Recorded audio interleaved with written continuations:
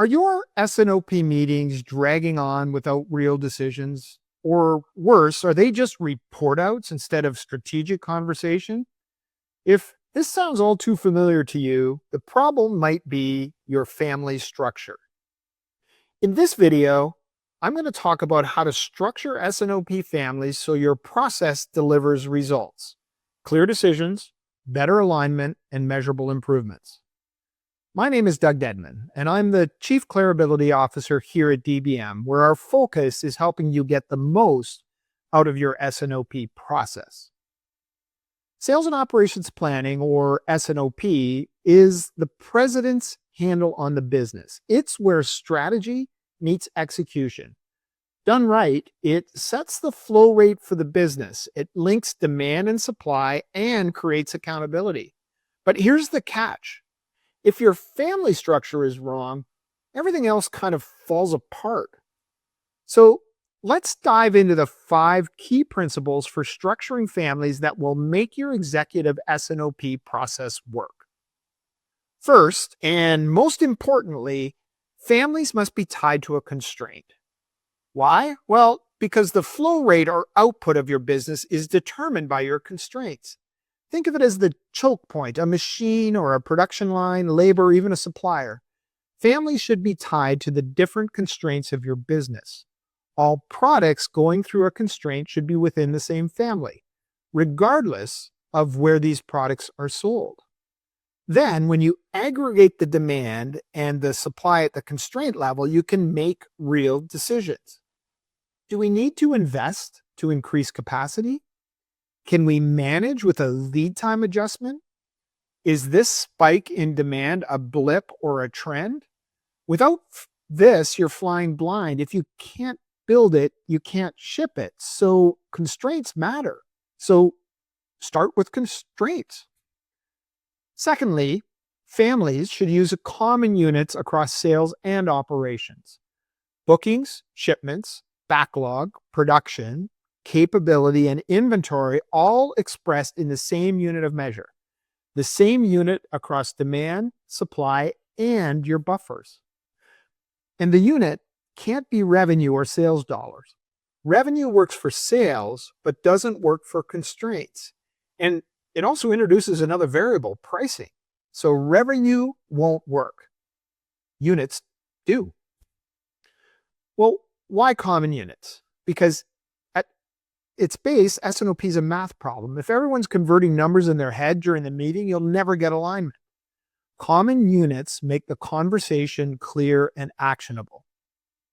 Third, segment the demand within each family into demand streams. This improves forecasting and accountability. For example, start by splitting your flow business versus your project business. Flow business is steady, projects are spiky. Different demand streams might require different forecasting methods and will allow you to measure specific accuracy and hold specific accountability. But don't go crazy and break out too many demand streams. If you're getting close to 8 streams per family, you're likely at too granular a level for strategic S&OP. The goal isn't to replicate your entire demand planning process in S&OP. It's to validate the demand plan and model your go-to-market strategy and establish accountability. Fourth, families should facilitate buffer management. Your family structure should let you see 3 critical buffers. First, your backlog buffer. This is the difference between bookings and shipments. The size of the backlog drives lead times. The larger the backlog, the longer the lead times. Secondly, your upside flex buffer. This is the difference between capability at the family level and the family production plan. And thirdly, your inventory buffer. This is the cushion between production and shipments. These buffers are how you manage risk and strategy. For example, if backlog is climbing, lead times will stretch. If the upside supply flexibility buffer is gone, you're out of production capacity. Without this visibility, you can't make proactive decisions and are kind of stuck in firefighting. Finally, limit families to 15 or fewer in the executive meeting. If you have 30 families, you'll never get through them in 90 minutes. Focus on the big ones. I usually start with the 80-20 rule. The executive meeting is for decisions, not detail. Prepare the detail beforehand, but keep the meeting strategic. So, let's recap.